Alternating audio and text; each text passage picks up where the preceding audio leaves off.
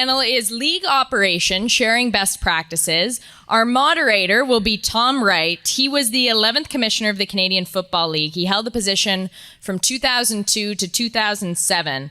Prior to that, he was the president of Adidas Canada and the president and CEO of Salomon Group North America. He actually attended Upper Canada College here in Toronto, and then got a Bachelor of Physical Education from the University of Toronto and a Master's of Business Administration from York University. And most recently, he was the UFC's EVP and GM covering New Zealand, Australia, and Canada. And to add to his repertoire, he's also the current chairman of Special Olympics Canada.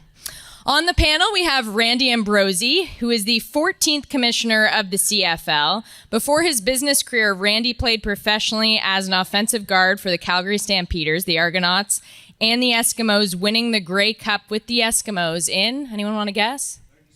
93. It's okay, there's no prize for that, so.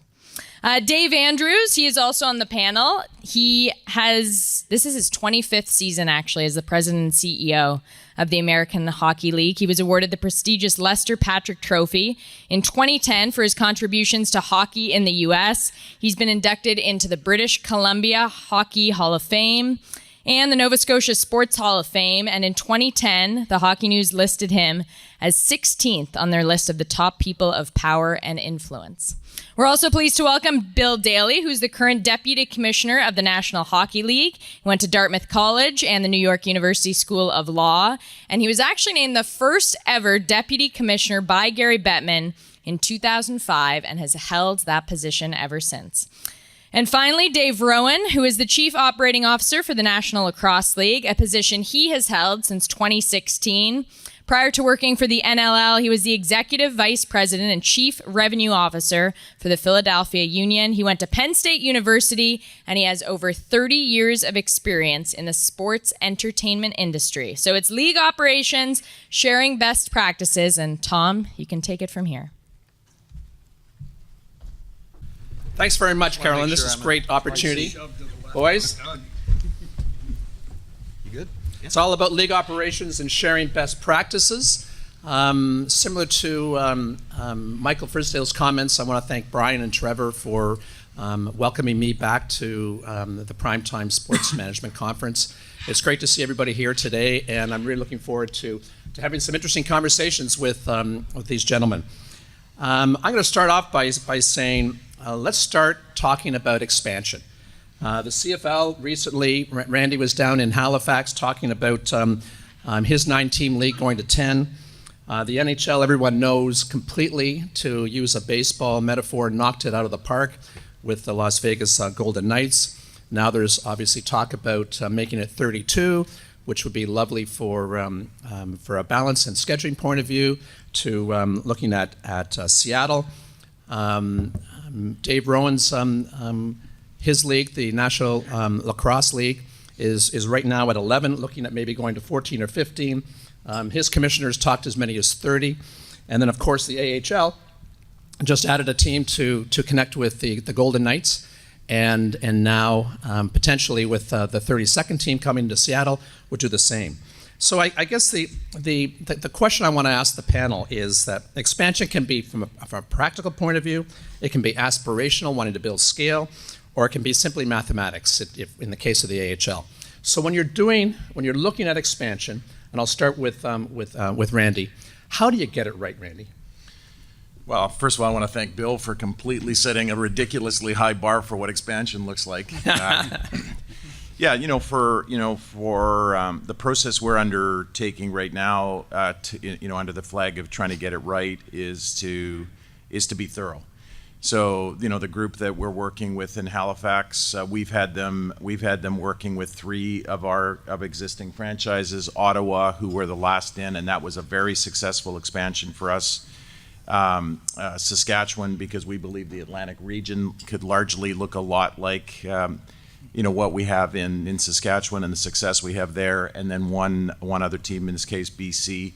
So we're giving them a variety of perspectives on how they can approach the expansion question, what to make sure they're doing right in their business planning. So that's part of the process. And then, all the other things that the team, the expansion group are attempting to do. They just now launching a season ticket campaign to make sure they've got the base of support that they would need. Those things are underway. And then behind the scenes, we're looking at all the operational factors. How do you get them up and running quickly and successfully? So those, all of those things combine to form, the narrative on how we're trying to do it right. Great. I'm going to turn it over to Bill Daly, who actually has set a ridiculously high standard with the success of the Golden Knights. And as I'm sure many people in the room would remember, when an expansion team used to come on, they'd be lucky if they won 10 games out of 80. And making sure that any new team has a level of competence, a level of parity, and can be competitive was really important. So Bill, take us a bit through how you guys looked at adding your 31st team. Well, I'm not going to take a lot of credit for the competitiveness of the Vegas Golden Knights. I think that belongs to Bill Foley and George McPhee in terms of how they built that team. It was important to our board that we created a framework where they could be competitive and where they could have access to talent that would make them competitive. So the expansion draft rules were different than what we had before, but really it's I don't think we'll see that again anytime soon. It was a combination of factors, really great decision making by that club to put the players on the ice, and then the players really took it from there. So we were thrilled with our experience in Vegas, but I don't think we're going to be able to replicate it anytime soon. I would think anyway. In terms of expansion generally, the equation for our owners, I think, has changed over time. I think as good as it sounds, expansion, particularly when you're talking about a franchise fee of $500 million that gets split 31 or 30 ways, it's you would think that's an easy decision for ownership. It really wasn't. Our owners are at a point in time where the key question for them is, does adding the expansion team make the league more valuable long term? So it's not about my share of $500 million, or in Seattle's case, it'll be $650 million if it happens. It really is about value, long-term value, and that's a credit to, I think, where the league is.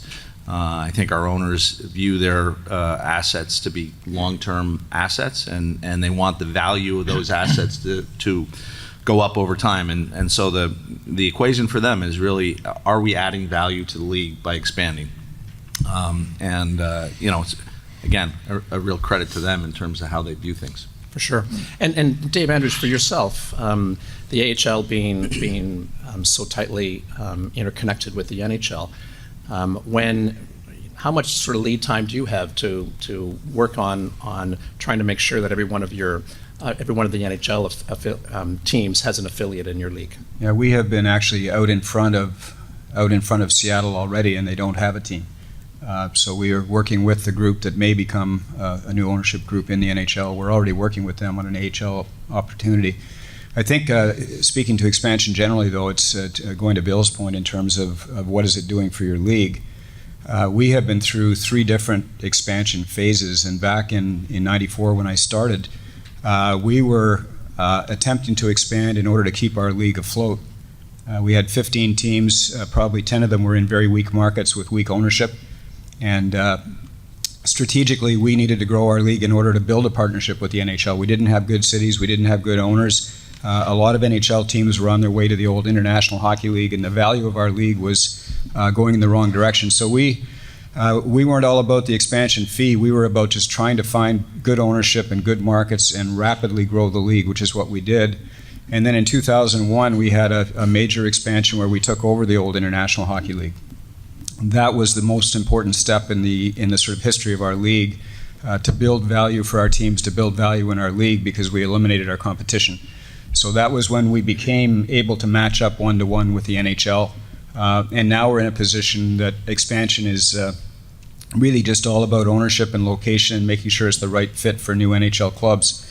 And finally, when Las Vegas came into the National Hockey League, they were not interested in owning a team in our league, which created some issues for us. They needed to have an affiliate, but to give you a sense of what goes into an expansion sometimes, In order to accommodate Las Vegas, we created an opportunity for them to affiliate with our team in Chicago, the Chicago Wolves, which meant we had to move the St. Louis Blues to San Antonio, which meant we moved the Colorado Avalanche to our new expansion team in Loveland, Colorado. So there was a lot of moving parts to satisfy Las Vegas and also to give Colorado a chance to have a team close to them in Denver.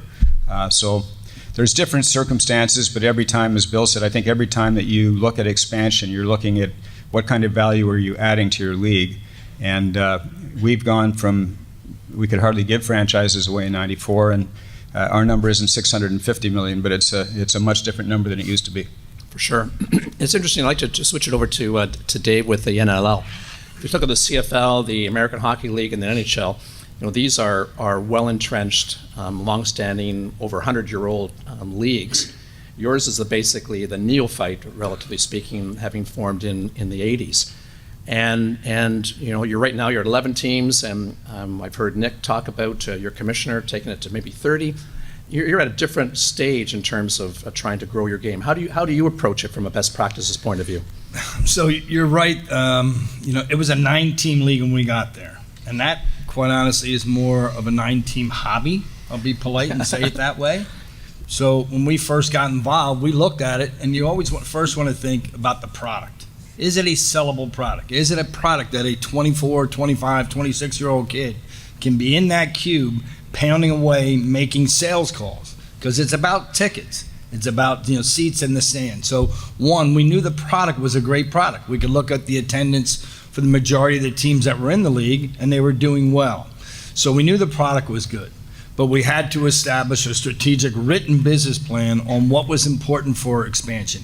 If you go back 9 years ago, the NLL was, you name the town, Detroit, Arizona, Chicago, New York, Baltimore. The league expanded in almost every market, but they didn't do it with the right operator. They didn't do it with the right people, the right execution of a business plan. So we developed, again, in conjunction with our board, a strategic written business plan and what the criteria was. So we've gone from 9 to we're now actually at 12.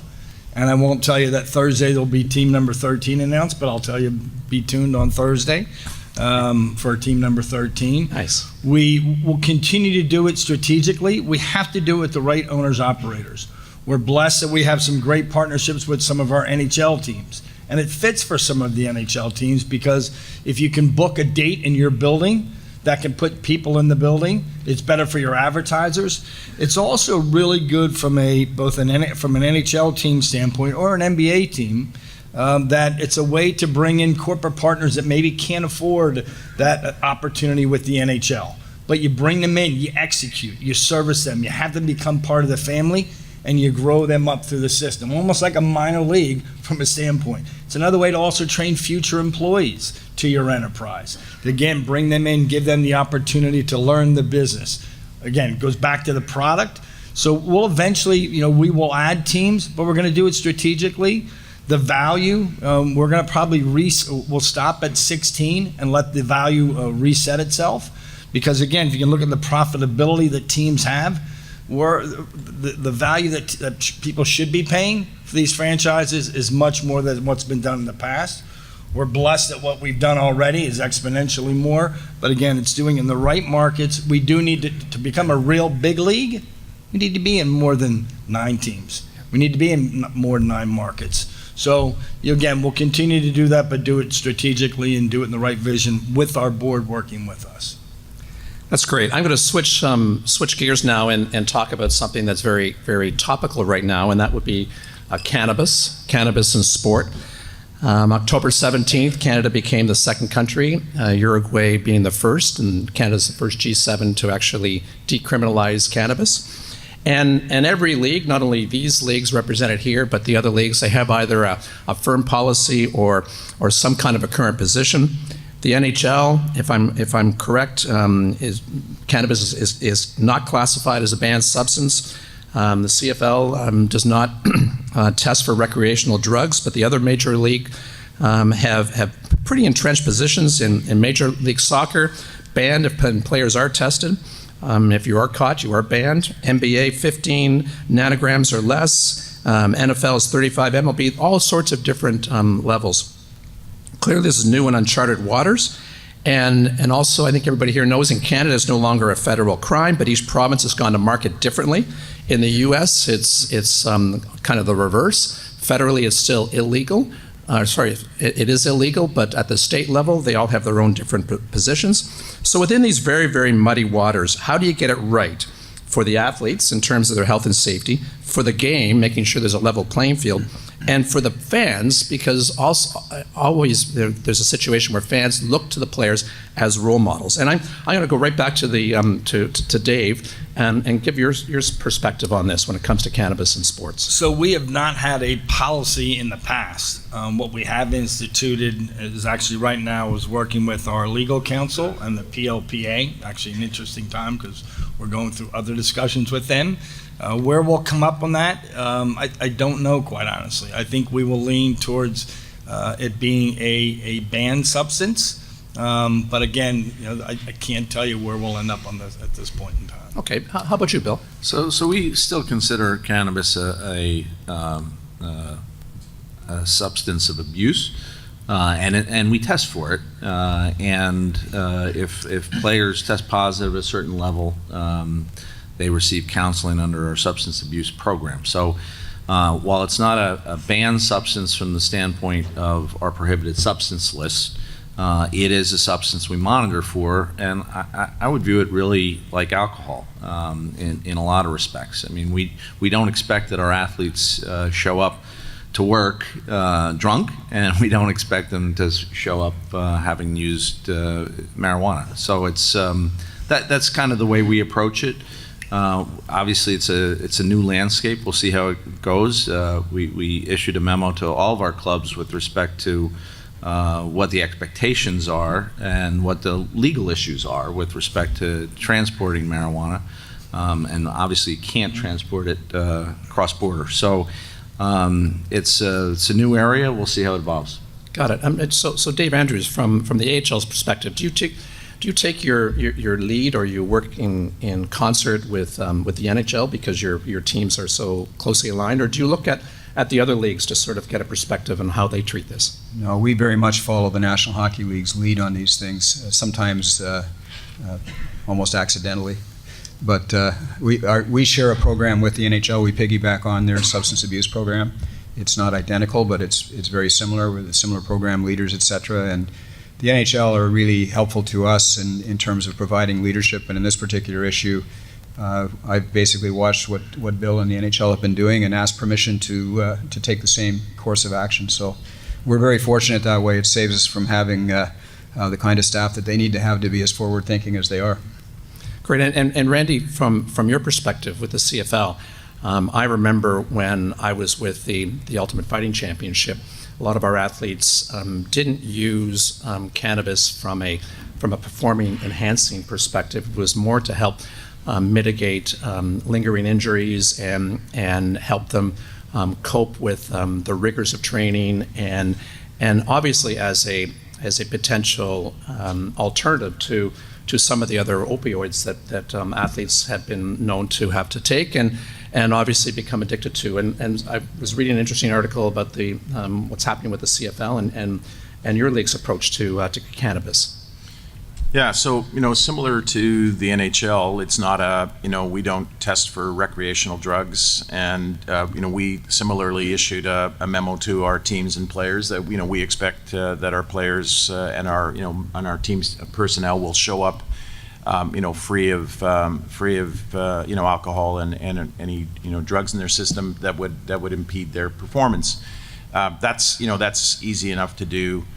And we have not, we've had no pushback from our teams there. I think the big question that we're interested in investigating is this question of medical marijuana and what role might it play in sports.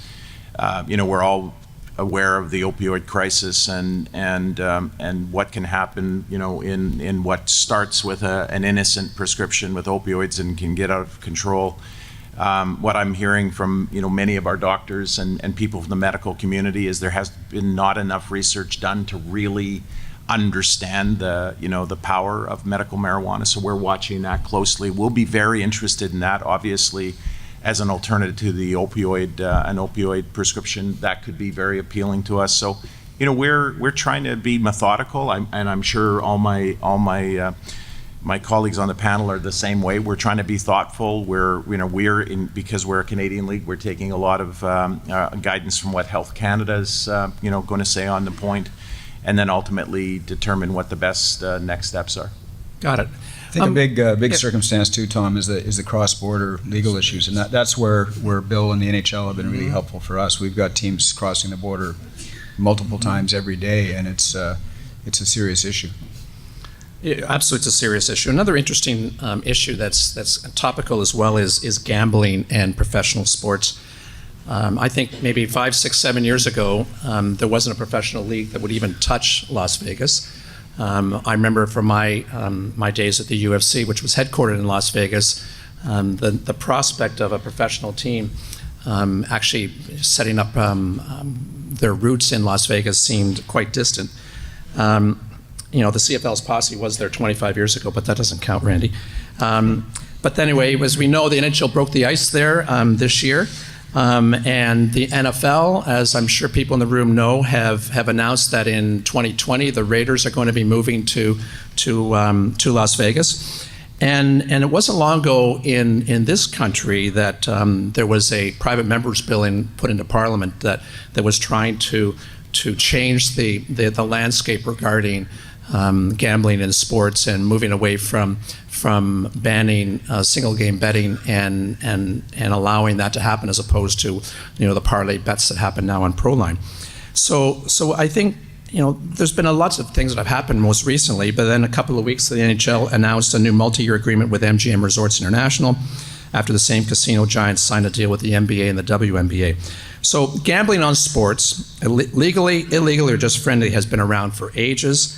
Many say, and I'm one that does, that one of the biggest reasons the NFL is so entrenched as a powerhouse league is tied to fantasy pools and survivor pools. So it's a contentious issue for pro sports. I'm going to start with Bill Daly with what happened with MGM and the new relationship. When is it time to lead in this area, Bill?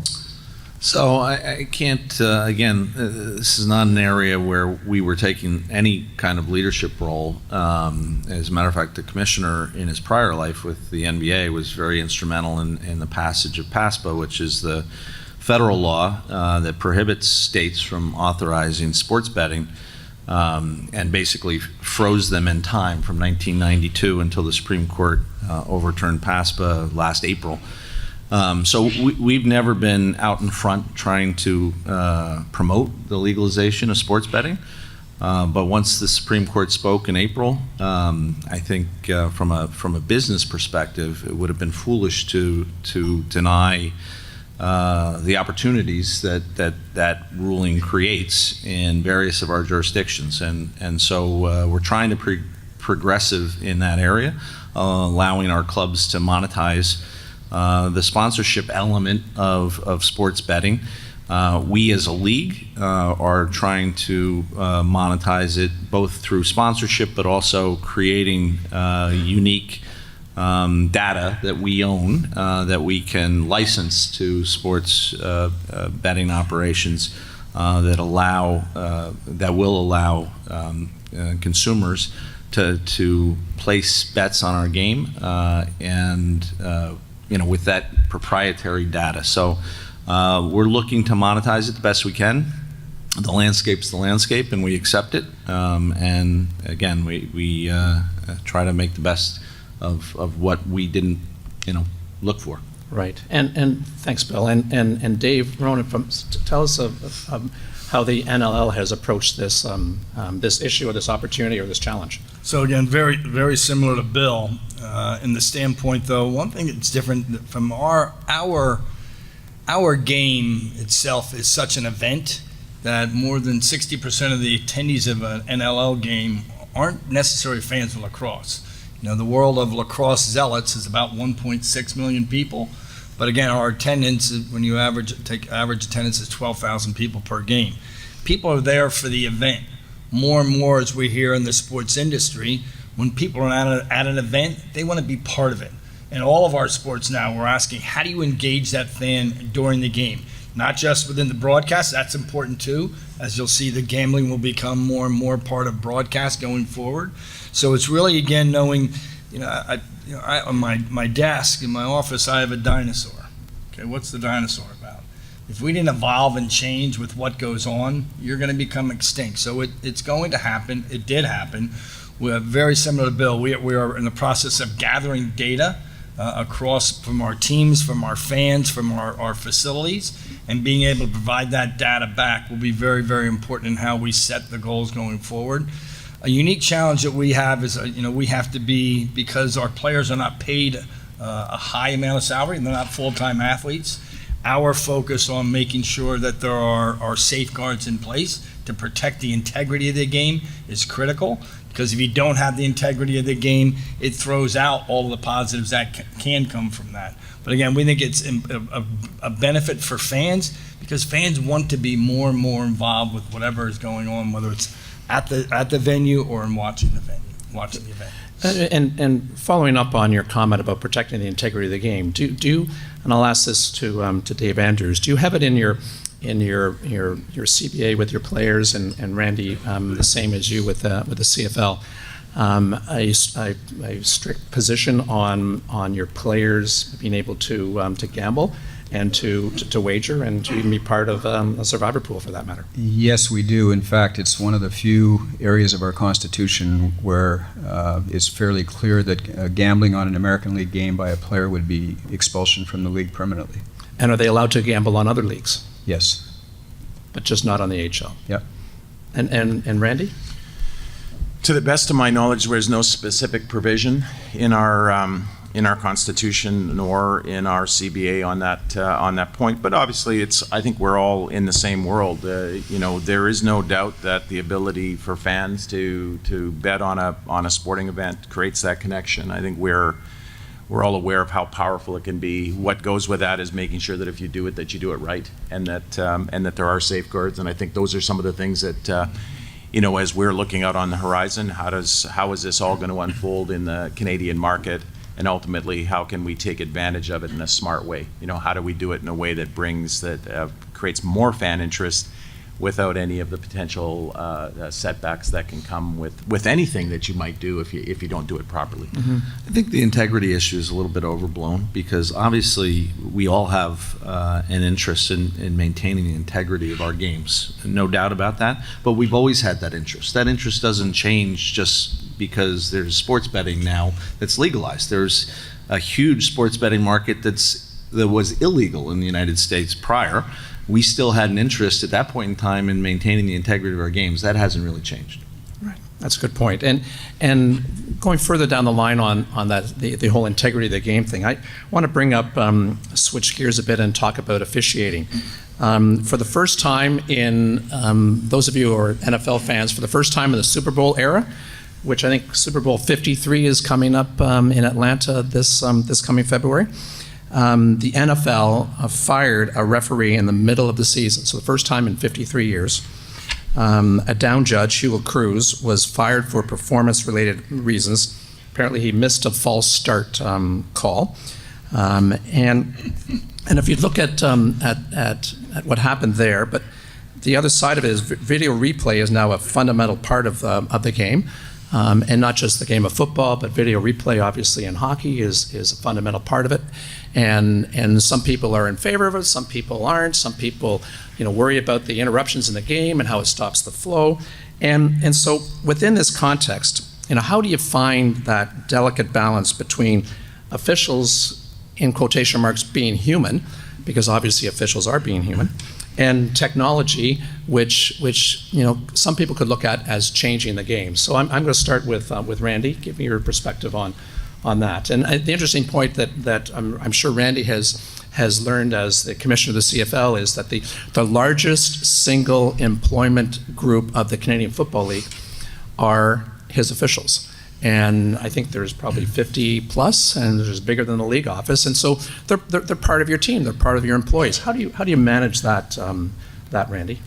Well, we have had for quite a long time, and we continue to have a process where our officials are evaluated every game. They are graded, And as the season goes along, the pool that we draw from our games as we get into, the back half of the season and towards playoffs keeps getting smaller and smaller. And we do that to reward the officials that are getting the highest scores. We reward them with more on-field games, and we do that as a way to to make sure that we've got the best of our officials officiating our games. So that process has been underway now for a very long time, and that by the time you get to our Grey Cup, that's the best crew that we've got based on the scores they've got all season, and that we will have to continue that. I'd like to go back to the day where we only had 26-inch, curved screen TVs in our living rooms because it would make officiating easier. I think the 80-inch high-def 4K broadcast means that we actually have a million fans officiating our games while they're being played, and that of course puts pressure on the game. It puts pressure on the officials. We are, in fact, just yesterday we had a situation, 8 seconds left to go in the game, and we had a hit on Brandon Bridge, and we actually had the helmet cam, which was thankfully we could actually see in minutes after the game. We could see that his view was impeded. The thing is, you got a bunch of 340-pound people running around the field. They get in the way from time to time. We could actually see that he couldn't see the hit. So the question that we're struggling with is, in that moment when it became a player safety issue, should we and could we use the command center as a tool to throw a flag? And that's something that from about 8 o'clock last night through the morning, and will continue in the days ahead, will be a question that we need to ask ourselves: is what additional role might we have the command center? Where, by the way, we have an actual official working the command center. So, could we ask them to make that call in this context purely for player safety? Mm-hmm. And for you, Dave Andrews, recognizing that if I look at the way an NHL game is covered on television, with the kind of cameras that Randy is alluding to, and NHL referees have helmet cams as well, and there's just so many different camera angles that the NHL has obviously invested heavily into to improve the production quality of a game. But the AHL can't have the same level of investment in your arenas to be able to manage the game from an officiating point of view to the same standards as the NHL. So how do you look at that? How do you manage that? Well, we're not far off, to be honest. Oh, really? I mean, we're streaming all of our games live. We have multiple cameras at every game. We're certainly not at the NHL level in terms of the technology that we use to review. We don't have the situation room, etc. My own opinion is that there are getting it right is important, but some things are more important to get right than others. And I believe that if technology begins to interfere with the flow of the game, I think you need a balance. I think we need to have an entertaining game. We need to have a game that players can flow in, that has a pace to it. And I think it's good, at least in our league, that we haven't gotten to the point of looking at anything in terms of review other than the goals themselves, and excuse me, and whether they're scored on time, whether they're scored legally in and around the crease. And other than that, it's our officials are held accountable. And one of the things that I think is really a concern to us from a player safety point of view is we are now, as does the National Hockey League, we are now doing a lot of player safety reviews every morning after games, and they're all being done, digitally. We're getting it on our phone. The minute something happens that shouldn't have happened in a game, we're getting it. And what I'm finding is I think our officials are becoming a little less accountable than they were, because they're allowing the league to make the decisions over what should be match penalties and what are deliberate attempts to injure. And I don't think that's particularly good for the game either. So it's I think the whole role of technology, obviously it's there and it should be used, but I think there's certain things you need to get right, and others we should leave to the officials. Well, and it's interesting you bring that up, Dave, because if you, I'll use the NHL and the CFL as examples. In the NHL, in the game of hockey, now cameras will be on the blue line, and you can actually very well determine whether or not there was an offside. It's not really subjective. It's no different than the puck crossing the line. It either did or it didn't. If I'm not mistaken, with the CFL, apart from from other certain plays that are reviewable, now defensive pass interference is a reviewable play. And those tend to be more subjective as opposed to a very cut and dry kind of objectivity. And going back to what you said, Dave, about the pace of play and Bill, do you think you'll get the stage where is video replay, come to its natural zenith in terms of, let's not take it any further? So that's a great question, and it's something I think we think about all the time. Obviously, our league has had video review for 25 years, and that's for purposes of goal versus no goal, and whether the puck was actually in the net. We ventured further than that when our general managers embraced a coach's challenge mechanism probably 5 years ago now, which is really makes two additional plays reviewable. One is an offside, which, as you suggested perfectly right, it's a black and white call, so it's something that we can get right. We were still having too many offside challenges, and we modified the rule to create a 2-minute penalty when you lodge a challenge that's not successful. So that has regulated that mechanism pretty well. The goalie interference is still a work in progress, and it's, to your point, it's very much a judgment call. And we were having a wide array of judgment on those types of plays. And last year, mid-season, there's always a crisis. We actually adjusted the way it worked, and we gave the final say to our situation room as opposed to the referee on the ice. And the purpose behind that is to create more consistency in that call. They see all the plays every night. They have their own view, and we actually have an ex-referee in that judgment every night as well. So we have the expertise of the officials. We think we've added a level of consistency to the goaltender interference call. Having said that, I think we're going to continue to monitor that rule and that challenge, and things we can do to make it better. It's a fine balance, as you point out. And it's a work in progress. So as the youngest, even though your league's well into its 30s, as the youngest league, how are you approaching the adoption of technology to help your officials? As this panel is best practices, we're blessed that we can again learn from each of the leagues. We have made the decision that we wanted it to be as much objective, so it does not slow down the pace of the play.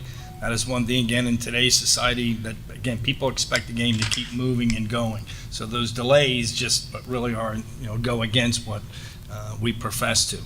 We formed, coming in the league 2 years ago, the new group, we formed a new committee that had both a past player, a current official, a former official, along with league and 2 board of governors to evaluate what we should look at and what we shouldn't, and that's where these new guidelines came to make it be objective.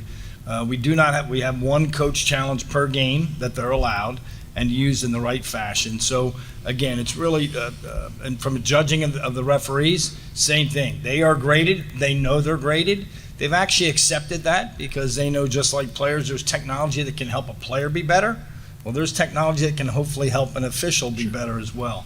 Official training, working in the grassroots level of trying to grow future officials, is really important, and developing a curriculum that is a curriculum that helps grow those future officials is important also for the league. Mm-hmm. So sticking with your league, Dave, the NLL, within this context of the ongoing discussion and dialogue concerning concussions, I'm talking about athlete health and safety. Particularly with the sports that are represented on this panel, they're traditional, North American ball and stick sports that rely heavily on contact. So how do you manage, with best practices in mind, the importance of protecting the players while also protecting the integrity of the game? Because contact is a vital part and a fundamental part of each of your games. Very similar, Tom, that we just talked about from the officiating standpoint. In past, it really was not any real fair process to evaluate players. Quite honestly, it was archaic. When we came in the league, we formed, again, a very similar group that looked at what was currently being done, put new guidelines into place, and it's been much more successful. The care for the players is absolutely important. If you've watched any of our games, talk about physical. It's very, very physical. So the importance of, again, of monitoring players, but also, we also not just monitoring them afterwards, but again, looking at their care coming into the game. There's much more of a focus on player health and safety that lead to coming into a game. There are many times in past when a player would already come in a condition that may put themselves at risk starting the game. And again, we're trying to alleviate those type of challenges going forward.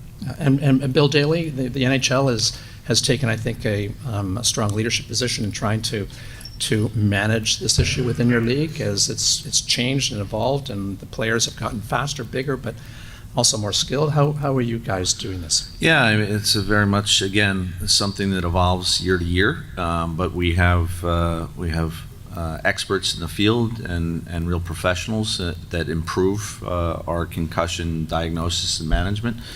We have a visible signs program with mandatory removal from play for certain visible signs. The concussion, our concussion protocol is very detailed. I think we've been on the leading edge of that curve, and we need to be. As Dave said, player health and safety is paramount importance to the league and all of our clubs, and that's something that we're very vigilant about and continue to improve our program every year. And Dave Andrews, with you? I think with Bill not able to say it, I'll say it. I think the National Hockey League has done an unbelievable job of leading our sport in the area of concussion protocol, concussion management, identification. We've attended sessions led by the NHL, which have included all of the junior leagues, USA Hockey, Hockey Canada, the International Ice Hockey Federation, where the NHL and its resources and its work in this particular area has taken a leadership role and has really stepped up this whole area of player safety, from concussion management, et cetera, for our sport across the world. So we're very fortunate. We have the almost identical concussion protocol to the NHL. They provide all of those resources to us to use. 95% of our players are NHL employees, so it's pretty important for our league and for the NHL that they're well taken care of. But as I say, the leadership role they've taken in our sport internationally has been significant. And Randy, for you, I mean, all these sports are very, very high contact and high speed, but if there's a sport amongst the four of you where that physical contact, oftentimes helmet on helmet, happens, it's your sport, football, professional football, obviously.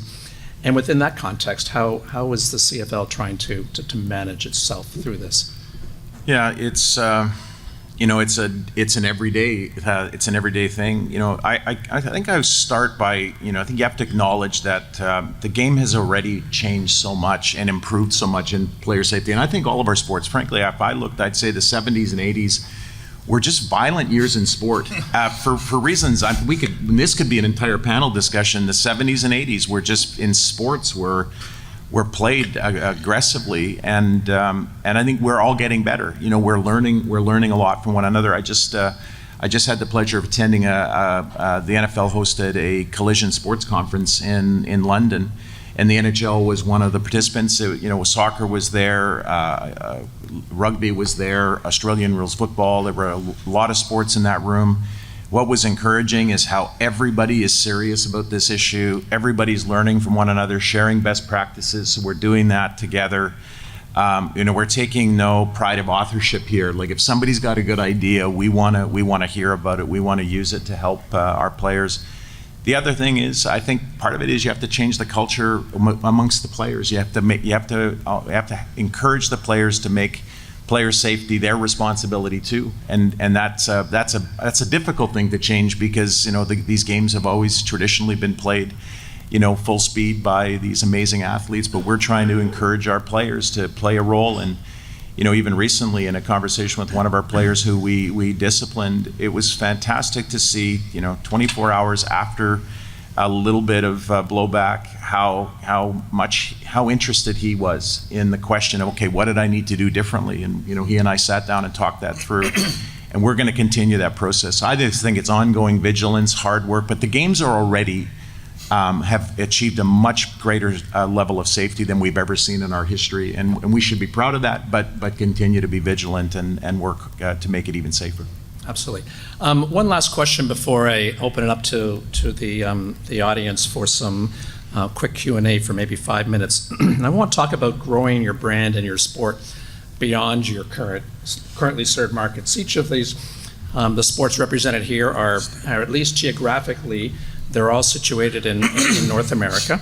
The NHL, you took games to Finland this year. CFL, you were Randy, you were down in Mexico, considering taking the CFL game down to Mexico. I think the elephant on skates in the room is the NHL's participation in the Olympics.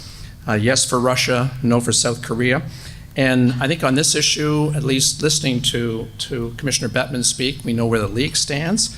I think my guess is I know where the players stand, and we certainly know where the fans stand. So when leagues want to grow their brand and their game, beyond their footprint, how do you grow it beyond served markets? Balancing your league demands, and I understand league demands in terms of where teams want to be and the disruption of the season, with fan and consumer demands. And Bill, I'll start with you on this one. So, there's a lot of ways that you have to focus on growing the game, and I think obviously international participation is one way to grow the game. And as you mentioned, we had 2 teams go over to Finland to play 2 regular season games this year. We also had 2 teams go to Sweden to open the season, and we had 2 teams go to China during the preseason. So. We think creating a stronger bond with our international fan base is important, and is an important way to grow the game. Our player base has never been more international, and we had a dip there in the early 2000s because we lost a lot of Russian players who chose to stay home and play in the KHL. But I can tell you that we now. I think our opening day rosters were 30% non-North American players, which is our highest percentage ever. And so we're more international now than we've ever been, and we obviously want to strengthen that bond we have with international fan base. And I think the games we've brought over the last 2 years, the demand is much higher than it's ever been, and that's great for us. So certainly that's an opportunity for us. But I think. In terms of growing your fan base, there's a lot we can continue to do in North America in growing the fan base, and technology helps a lot on that. And being able to digitally reach new fans on a regular basis to show them the great game of hockey that they may not have otherwise had an opportunity to do 10 years ago, 15 years ago, 20 years ago, creates an enormous opportunity for us to continue to grow our product. And Randy, for you, I remember, and I'm sure your history of the CFL, as I am, back in the 90s when the CFL tried unsuccessfully to take the sport into the United States, into 7 different markets that failed miserably. And now you sort of look at Mexico. How do you take a game that is so quintessentially Canadian and part of the fabric that makes our country distinct, and try to make it relevant outside of our borders? Well, I think for us, we're looking at it 2 ways, and one is just how internationalizing your game actually helps in your domestic market. And I looked at some data from the NHL. I think in 1990, you had about 8.5% of your players were international versus North American, and today, Bill, you just said 30%.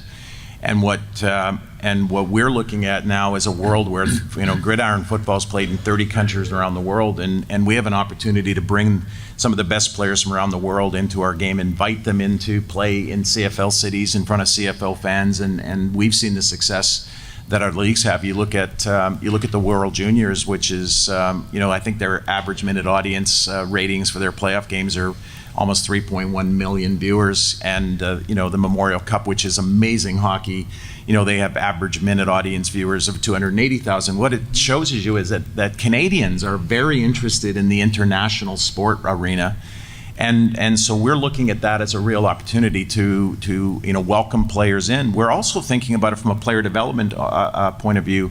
Can we send more Canadian kids out into the world and have them play football around the world and get more experience so they can come back, when they're more developed and play in our great games? So, I think our focus right now is on the player side and taking some great lessons from leagues like the NHL and others who have taken a more international approach. And then, the idea of, where we might locate our teams, we'll leave for another day, but we can play our games in other countries and start to develop a fan base, and that's an exciting thing that we're looking at right now. Great. Carolyn, as the timekeeper, I see 2 minutes. I'm going to offer the next 2 minutes to anybody in the audience. There's a microphone right there that's just straight ahead. If somebody has a question for anybody on the panel, please ask away. Go ahead. Introduce yourself and please, and then ask your question. My name is Shane Malloy. I'm a BHI student. I have 2 questions. It's one for Bill and one for Dave around gambling.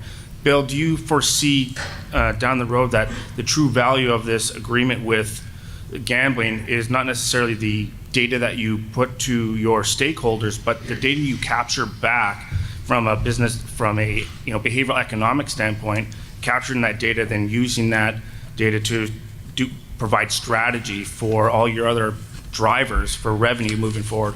I think it's a great question, and it's a great point. There's a lot of benefits from these relationships that we can garner, and one of them is our fan base and more knowledge about our fan base and who's engaging with our sport. And we're looking to increase that database all the time in any way we engage with our fans, but that's certainly a driver and will be a driver going forward, sure.